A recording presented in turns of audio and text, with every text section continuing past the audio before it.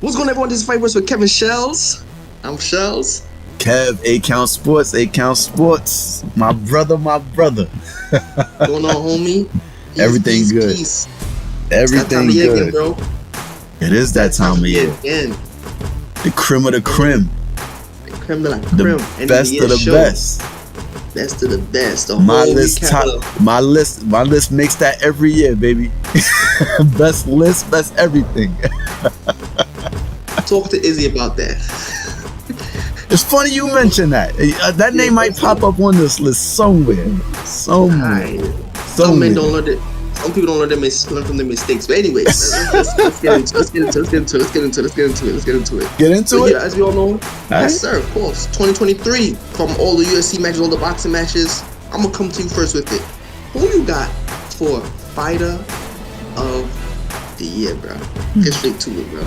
Get straight to it. Fighter of the year. I gotta give it to. This is, I'm gonna start with the summary. I gotta summarize it, man. Look, I gotta come from last year. This starts from last year.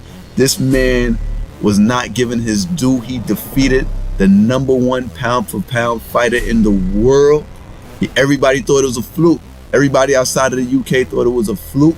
So what did he do? This March, he came back in there, defeated Kamaru Usman convincingly, like nobody had done before. And Usman ain't been the same. He did a Usman to Usman. Usman used to always say, I beat these guys and they ain't the same again. Yo, Usman ain't been right since. I gotta go with my man Leon Rocky Edwards, fighter of the year. Then he finishes the year getting rid of Colby Covington. Got rid of the two faces of the division. Got rid of them, vanquished. And this is a new welterweight division, bro. New welterweight division. I see new era in the welterweight division. 33, still in his prime. And like I said to you going into the fight, I feel like he hasn't reached his ceiling.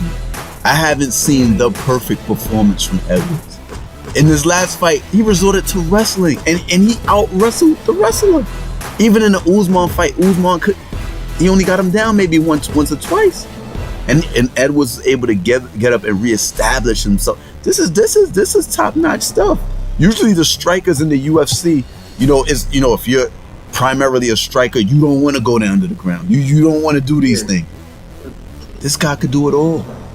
Leon Rocky Edwards is my fighter of the year, man. That's a good selection. I'm not mad at it at all. I got a different guy, fighter of the year.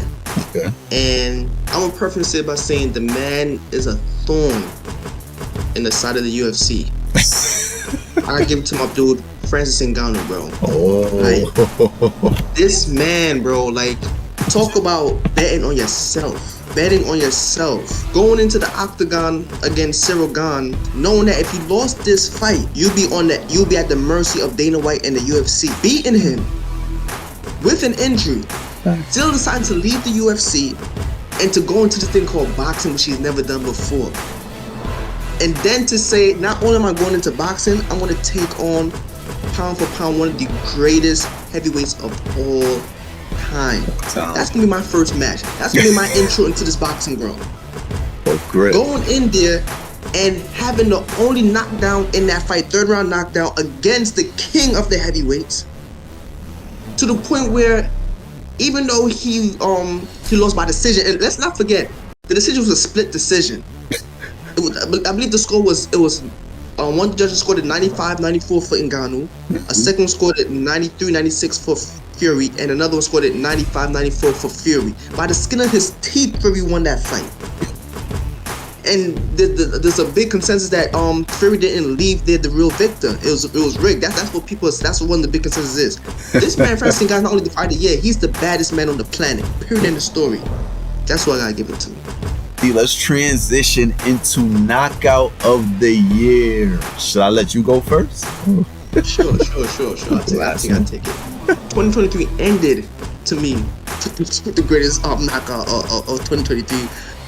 UFC 296, Josh Emmett's first round KO of Bryce. Mitchell, bro. Yeah. That was rough. crazy. I felt that in my chest when it happened, bro. Bryce was convulsing on the floor. Yeah. Like that was like, we know UFC is a violent sport, but that was uncomfortable watching, bro. Yeah. That was crazy. Yeah. For him to still be this okay man was convulsing, is, bro. And the crazy part was Joe and Joe and DC say, yo, let him sit down. He's gonna tear up his knees. Let him sit down. He couldn't even walk. He couldn't even. Yeah. He wasn't even. It was like watching a newborn deer, a fawn, a newborn baby when it's just born trying to learn to walk again. Yeah. Like that was his knees, bro. Like that was, to me, that was the greatest knockout. Yeah. 2015 ended with that. Emmett. He's notorious.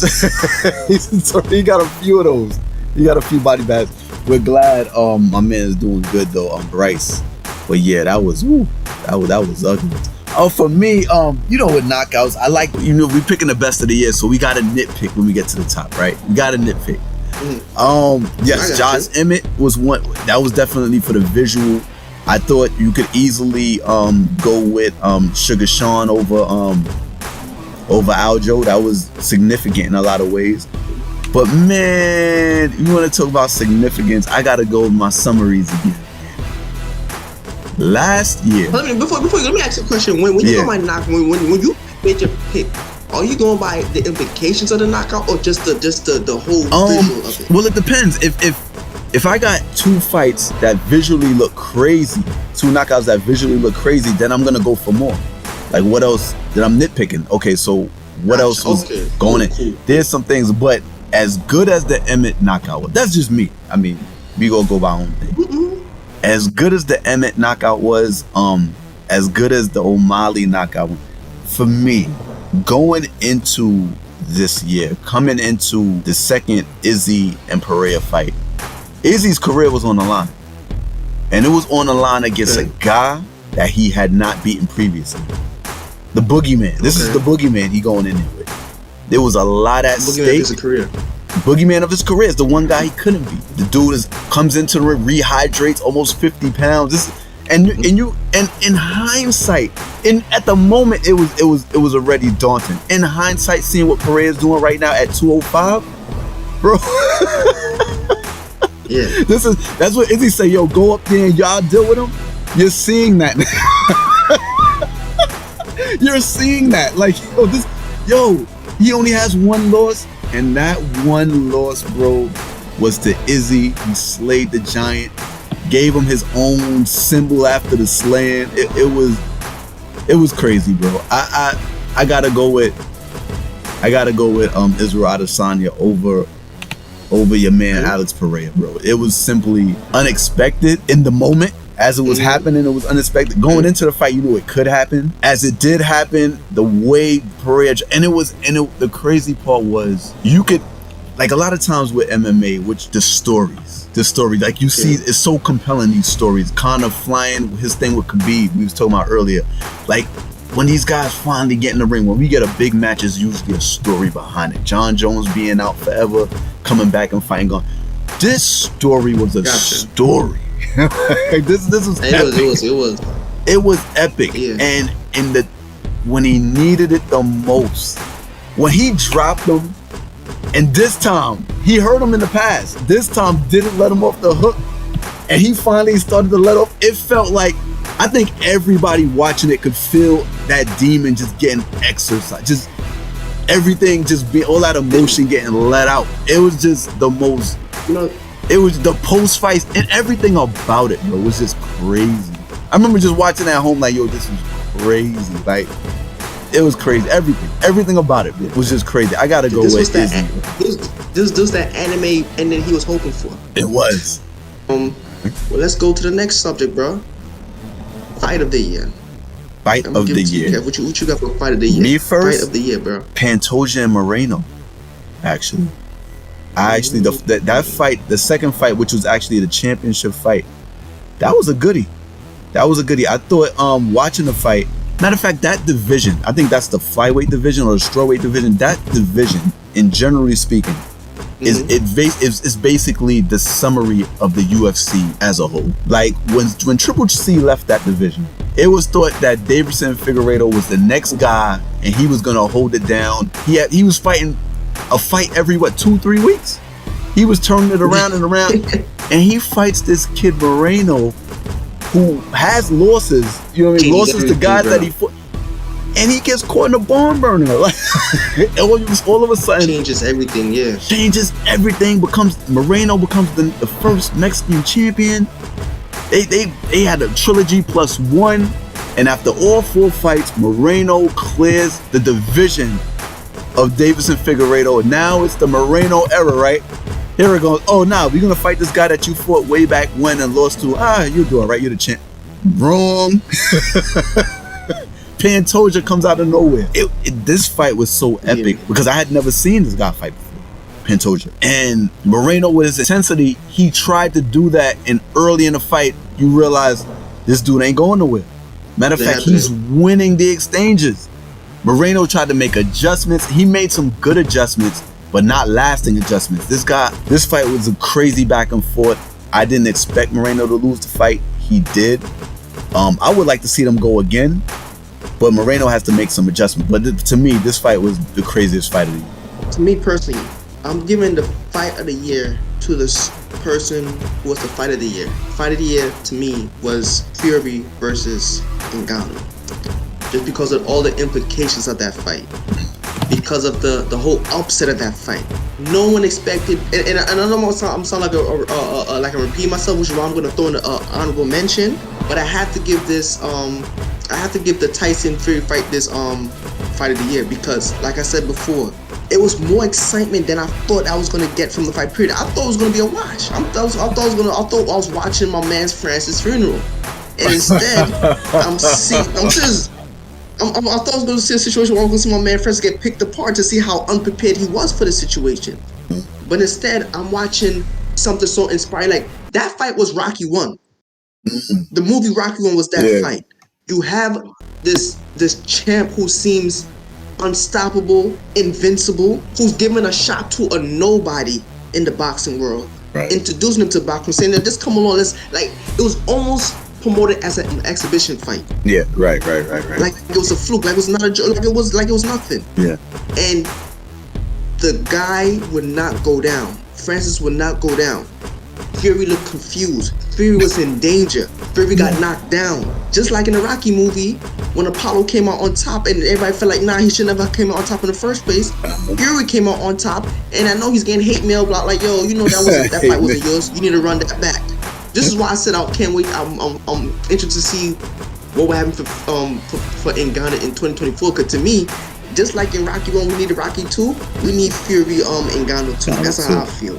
But I'm gonna give an honorable mention because one of the things we say about the UFC, what MMA has over boxing, is that they have a monopoly in the UFC, which allows MMA fans to enjoy the fights that we want to see right away, as opposed to boxing where some of the fights we want to see get delayed. But one such fight was not delayed, and that was Terence Crawford versus Errol Spence. We finally got to see two great fighters in a prime. Right.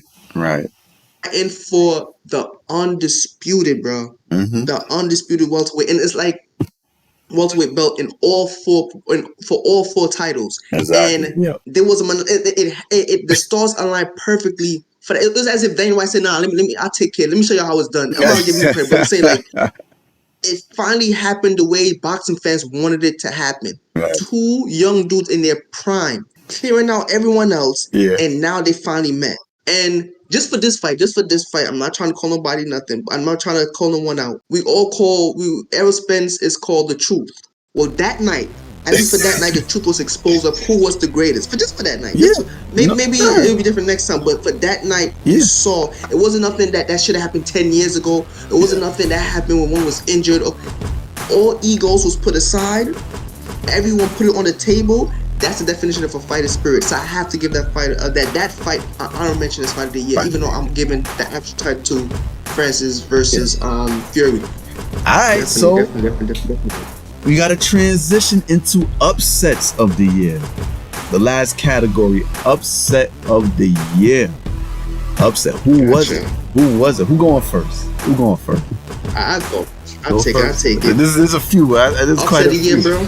Upset of the year. Nah, it was definitely a few, but the one to me the biggest was Izzy Adesanya versus Sean Strickland for the middleweight title, bro. I did not see that coming, bro. to first of all, made to order. Izzy is still considered one of the greatest. I still consider one of the greatest strikers in the UFC. At the time, I would have said unapologetically, convincingly, he is the greatest striker in the UFC.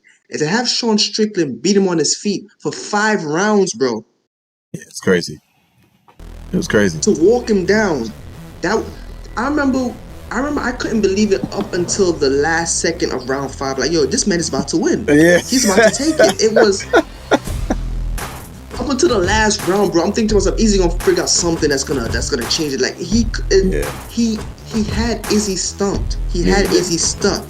You know a fighter is great when you make a great fighter not look like his normal self. Yes. And that's what Sean did to Izzy. He nullified his striking ability.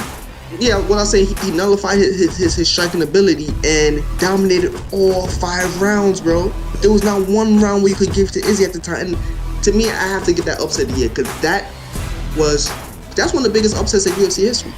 That situation, that fight right there. Yes. Yeah, this one was a hard one. The Izzy and Sean thing. We spoke about that fight, and the title of that show was Made to Order. We missed. We thought it was Made to Order. Yeah, we thought Izzy was gonna steamroll Sean Strickland. This is all fact. But I actually have to go with a different upset of the year. I'm surprised. It was close. But one that stood out to me was early this year was Alexa Grasso against Valentina Shevchenko. I gotta go with that one. That's a good one. That's a good one. Going into that fight, when I say dismissive, we had no idea who Alexa Grasso was. We figured after the Santos fight, Valentina was gonna be. It was. Sometimes it's like recency bias. We did dismiss her. Yeah, we totally no name. We couldn't figure out the name. I remember just like, who was she fighting again? Number 4? What? All right, okay.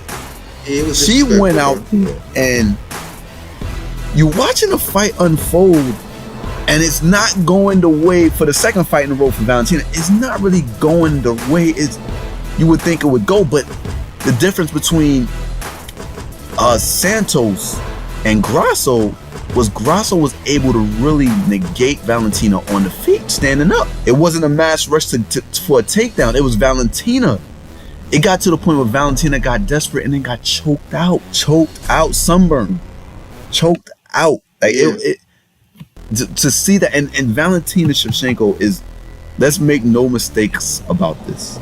This is the second greatest women's MMA fighter ever. This is behind Amanda Nunes. This is the next. She arguably has wins against Amanda Nunes. If you go back, if you watch the fight, it's debatable. These are debatable. She's one of those, bro. She's one of those. So this is it changed the direction of the women's side of MMA. Now. Yeah. Get into man. Main course. Let's do the Birdman finger. Let's do the Birdman hand, bro. So the main course. Let's do the pound for pound, man. I'm gonna let you begin, yo. What is your pound for pound? Your pound for pound greatest fight? Like, we know, and we're saying like, how did it change? Like, because the top 5? The list man stayed the same. Oh, my list. Top 5 pound, bro. Top 5. So I'm going first. I'm starting it off top 5. Yeah, you going from 5 to 1 or 1 to 5? I'm going 5 from 5 to 1. At number 5, drum roll please. I gotta go with Sugar Sean O'Malley, man. The Sugar Show. Oh shit. The Sugar Show defeated the greatest bantamweight of all time in Aljo. The Sugar Show, man. when I look at most his disrespected champ in the UFC. Yeah, easy. Yeah, Aljamain Sterling was the most disrespected and continues to be disrespected as we speak. I'm not even going to get into all that because it's not about Aljo. It's about Sean O'Malley. Yes, I got to go with Sugar Sean. His striking is something to deal with. It is something to deal with. Even if you a wrestler, we've seen him get up. We've seen him against guys that tried to take him down, nullify it. If we're saying that Aljamain Sterling is the greatest bantamweight of all time, his bread and butter was to come in against Aljamain Sterling. Aljamain's wrestling did not factor into the fight. 2 rounds, knockout. When I look at the forecast, my only hiccup with O'Malley is I see 2 fights on the radar that I think when I look at the rest of the division that may pose a problem to him. The first person is the next first person he's gonna fight, Brandon Vera, who has a win over O'Malley. the one loss that O'Malley does have. Vera has the skill set to maybe pull off the upset.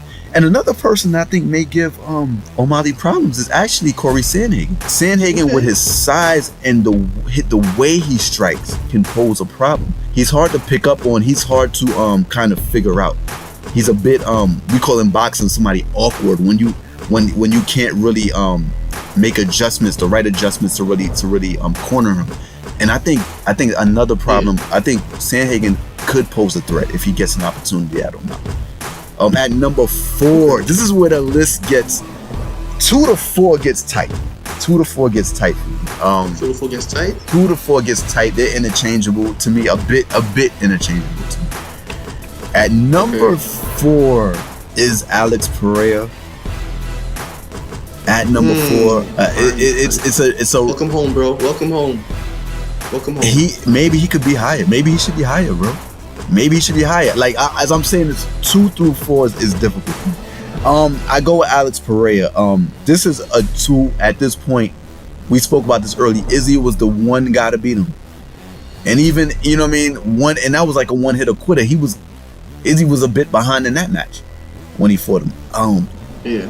What he's been able to do is remarkable. He's only been in the UFC probably for 3 years, and he has 2 titles already. And he has the size to maybe even go up the heavyweight. Maybe. I'm not saying he'll be successful, but he has the size to show up. And he has the skill set. The thing about Pereira, like I always say, he got a bag. He has an offensive bag that is hard to deal with. Number 4 is close though. At number 3, I'll go with Leon Edwards. I think that he's ascending. I think that he's actually still getting better. He has no ceiling. He has some tough wrestlers on the horizon. But I think, boy, he's been handling these wrestlers, man. And what happens when he handles them, they have to deal with him. They have to start dealing with the striking. And that boy, this is Leon Edwards is the evolution of mixed martial arts right now. The guy that's noted specializes in one thing, but specializes, not just well-rounded at striking, could do a little bit. No, he's a specialist at striking, one of the best in the game, and his wrestling is above. The wrestlers can't do anything with him, bro. At number 2, I still got Alex Volkanovski at number 2. I got Alex at number 2. I think he did him. It was a previous show we did, and I said the UFC did him a disservice by calling him. He did himself a disservice. Yeah. You were right about it. He did himself a disservice. Previously undefeated in the UFC. Took this fight on short notice, and he just fought Islam months ago. Different fight. Takes this fight on short notice. Totally disrespectful to Islam and what he can do. And got smoked. I don't think that this is indicative of who he is as a fighter. I think he should have left it alone. I give Islam all credit for beating him, but I don't think that loss for me doesn't diminish Alex. For me, it doesn't diminish Volkanovski. I don't think he should have fought him, and I just think that he's a lot better than what showed up that night. At number 1, I got Islam. This spot was previously occupied by John Jones. John Jones hasn't fought since March, and he's gonna be out for another who knows how many months. So that would make it more than a year. Yeah. So with years off prior to that. So I gotta go with Islam until further notice. Islam is simply, I don't see anybody on the horizon at that weight class beating him. I'm intrigued with him moving up to fight Leon Edwards. That would be interesting, but I don't think anybody in that division has anything for me. This is an easy pick for me. It's not a bad list. Let me give you down my rundown. I'm gonna do what you. I'm gonna do what you done. I remember last year I did 1 to 5. I'm gonna do 5 to 1 as well. All right. And I'm gonna preface it by saying this. This list doesn't have any women on it this time. Oh, okay. It's crazy. All right. Yeah, so, Valentina and Amanda, right? Yeah. Those are the names. I got some. Oh, so Wei Li gets replaced because you had Wei Li last time. You're about to see what's gonna happen. So a lot happened in 2023. So number 5. Remember I told you when you shouted out Alex Pereira, I told you welcome home. Yeah. You have to welcome me home too now, because I'm gonna say number 5, Leon Edwards. Leon Edwards. Okay. Leon Edwards, bro. This man has beaten, like you said, the two faces of the welterweight division. There was a time I remember when Dana White said, if Usman wasn't the champ, it'd be Kobe Covington. Leon Edwards has made Dana White eat in his words because he has beaten the both of them. And like you said, they're both wrestlers. Edwards, Usman 2. Leon did what no one was able to do at that time when Usman was the boogeyman of the division, which is take him down. Clean too. He don't give him enough credit for it. He took it clean. Yep. And then their third bout, right after that, he made Usman look like he had nullified all of Usman's skill sets and advantages that we thought he would have had over Leon Edwards.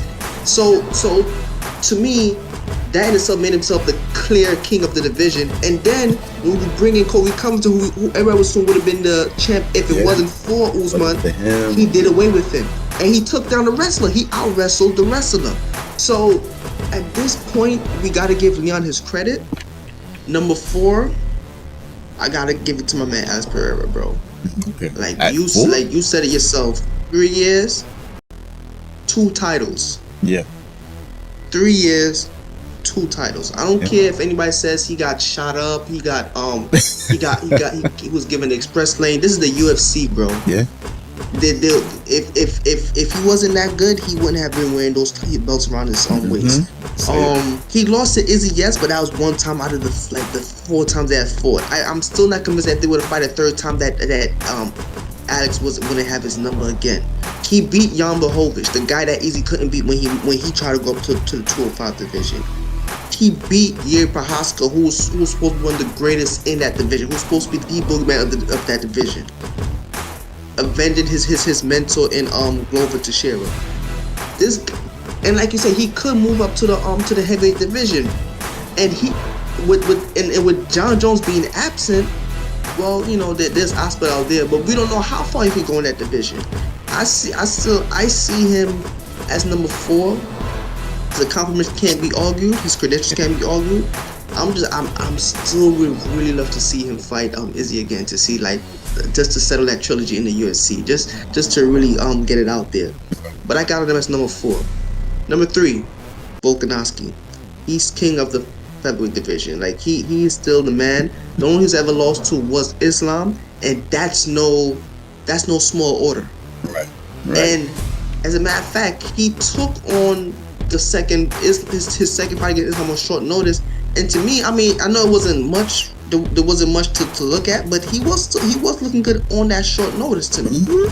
Still, I would have loved to see him with a full camp before going against Islam that second time. Yeah. But like you said, he changed himself by jump to the occasion on short notice. But I still don't see anyone touch him in the featherweight division. I have him as number 3.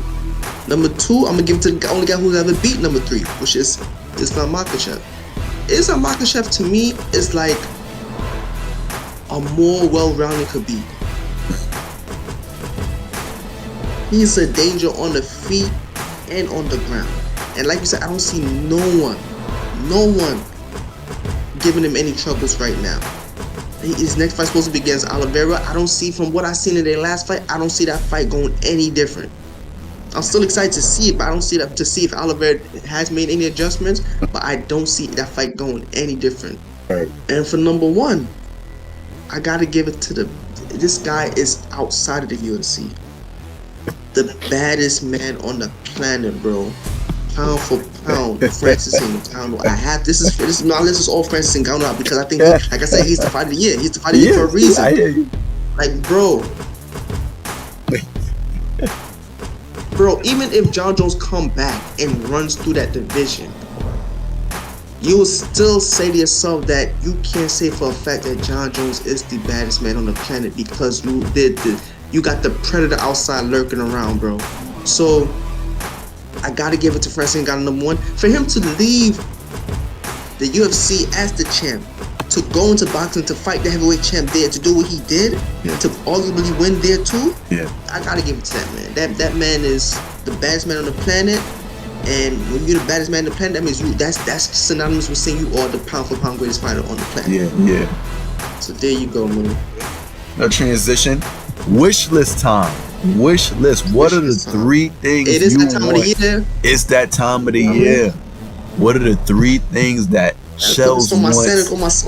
Yeah. In sports, combat sports, what do you want to see? What do you want for 2024? What are those three things? Alright, so I'm gonna go from what I want the least to what I want the most. Okay. I want to see that trilogy between Juliana Pena and Amanda Nunes, bro. I think I think Pena was wrong for not like she was supposed to get the opportunity and she pulled it because she was sick, but the way that she was being treated, like, you know, she was exposed in that second fight and we have seen enough, bro. She did what she's supposed to in that first fight, and because of that, we need to see just for on principle and just for the sake of the sport, so we could get the A clear. We need to see that trilogy. That's what I feel. Okay. That's what I feel. Number two, I want to see Izzy versus Duplessis, bro. Like, after that build-up, bro, you can't leave that fight. You can't leave that fight. Like, after that sort of build-up, bro, when you go in the octagon and says nigga, I want to know if I want to know. I need to know, because I remember saying in the last show, if Duplessis beats Izzy, he's basically saying I could call you nigga anytime I want. You can't do anything about it. Like, you can't call it nigga. You can't say nigga and lose that fight, bro. I need to see that, and there's so much weight on that. No. But that's my point. Izzy said it and said, what I'm saying is, if Izzy loses that, right? You're basically saying that you basically giving Izzy giving Duplessis the pass now. I will call you nigga whatever I want. What you gonna do about it? Fight me? Fight me then. You just like you didn't fight me. No, like. But run. What you gonna say? I gotta ask you this. Because I want that fight too. I really want that fight. You want to see that for what, more than Izzy and Pereira 3? It's a good one, bro. Because I was. Here's the thing. I was thinking that fight, but then when you just said Duplessis, I'm like, yeah, I really did want to see that Duplessis fight. Bro, you know what? I was itching for that fight. I've always said that two things I hate the most. Here we go. Those rap videos that say to be continued in an unfinished trilogy. I hate those two things the most. But I still rather see, just because of that build-up, bro. I want to see if the real, because that really got under Izzy's skin. Yeah. Because in the trilogy for Izzy and Pereira, as far as, I don't think Izzy is as motivated for the Pereira fighting because I don't think so. He got the lalas. He got that all. I think he's good. Yeah, I think he's okay with it. But to say, I'm gonna be the real African champ, that got under Izzy's skin, and I just want to see. I think that's gonna, to me, because I think, like, to me, that's gonna, we might see the old Izzy come back just based on motivation. Like, that might remotivate him. He might be way more motivated to fight Duplessis than he would against Strickland, bro. Yeah. Like that build up, bro. I want to see that, bro. I really want to see that, just because of the building, the story, the promotion, everything behind it. And like I said, too much was done. It's like you're leaving us hanging, bro. You done do all that promotion, come on drunk in the middle of the octagon, and now we gotta see that. We have to see that. And the fight that I want to see the most, bro, and it seems like the most improbable, is I need to see who really is the baddest man on the planet. Is it John Jones or Francis Ngannou, bro? Oh, okay. I need to see. We need to see that, bro. Until Francis Ngannou and John Jones fight one another, his shadow will always linger, will always be overcast the UFC's heavyweight division, bro. That's my top 3 wish list. That's a great wish list. Off grit, I agree with you. We got the same wish in regards to Izzy and Duplessis. I was gonna say Izzy against Alex, and you just refreshed my memory. I was like, yeah, I really did want to see Duplessis. I really like Duplessis. I think Duplessis is really good. I think he's really good too. I do think though, I feel like maybe. Let's go, and that speaks to the genius of Izzy's ability to promote his next fight. That was one thing about it, because he was so active as a champ. Is that one thing I give credit for, because he was very active as a champ, number 1, and number 2, it's like he directed his career. Like, he'll call out his next opponent right then every time. This is who my next guy's gonna be. This is who no other champ does it like he does it. So the fact that he was able to call out Duplessis after Duplessis' victory to the point where we're this interested in that fight, that speaks to his genius as a promoter. No, absolutely. He it does speak to his genius as a promoter, understanding, and he doesn't. And to be honest with you, in his selection, a lot of guys, if they pick a guy, it's a hand-picked guy. I kind of feel like his selection isn't a stylistic thing, as far as, I think it's more of a proving ground thing. Like, I don't think he's picking a guy to say, oh, I know this is easy pickings. You know how somebody, he's not ducking. I don't get that impression from you. Izzy picks who we know is supposed to be. Like, Izzy picks from the stance of appearance. Like, we all know who's supposed to be next. Him. Like, we all know. He never goes against what the consensus is, because he knows it too. Like, yo, this is the next guy I'm supposed to fight. Let's bring him out here. He ducks no fades. I totally agree. I got Izzy and Duplessis. That. Let me ask this in regards to that. We talking about it, so we might as well. Do you think Izzy losing to Sean, does that take off of that fight though a little bit? Some of the luster off? And maybe Izzy isn't. No, or does it? He's on my list. He's on my list. I still want to see that. Still want to see that. Because at the end of the day, because you gotta remember who Izzy. Let's not do recency bias where that should take away all of Izzy's accomplishments of who he is as a champion, things of that nature. It's still Izzy Adesanya, one of the greatest strikers in the game. He's still a legend. At number 2, I want to see Conor against somebody in the top 5 lightweights. Whether it's Islam, whether it's Oliveira, more so I want to see him in Gaethje. Whether it's Poirier, whether it's Chandler, one of those 5 guys. I'm gonna hold you to the fire. Pick one. Right now, you being as flaky as I would want to say, you know who I want to see him fight? Gaethje. I feel like Chandler, if he fights Chandler's a bit. I think that would be the best fight. I think that would be the fight that Conor would have the best chance of winning. Not necessarily that he would win, that he would have the best chance of winning. The Gaethje fight is the violence. It's the violence. It is 2 dudes slugging it out. Gaethje doesn't like him. I know they don't like each other. That's the one I would want to see. And I think Gaethje kind of earned that a little bit. Out of him or Oliveira, but I kind of want to see Gaethje more, because Oliveira with the submissions, with Gaethje and Conor, even with Poirier, you're not going to see none of that ground stuff. You're going to see them slug it out, kicks, punches, swings, a lot of leg kicks. I know that's coming. That's what I want to see. So Conor against any one of the 5. Any one of those 5. At number 1, I have to slide away from MMA for this one. I want to see Canelo Alvarez step up and fight Benavidez. That's the fight in boxing I want to see right now. They let all of y'all Canelo fans out there Y'all letting him get away with murder. And these are the same fans that was jumping down Mayweather's throat for not fighting X, whoever they thought they would. This right here, not fighting Bivol, the guy that beat him, and now just cherry picking fighting guys that have nothing to do with the 168-pound division that Canelo was undisputed in right now. Benavidez is the number one guy. He done slayed all the other guys in the division. If you're not fighting Benavidez, somebody give up the belts. You got to give up the belt. Boxing is so corrupted. They done snatched the belt off of Crawford, the same belt that he took from Spence after one fight. We got Canelo over here fighting dudes that's not even 168 pounders. And avoiding, but I want to see Canelo and Benavidez getting in.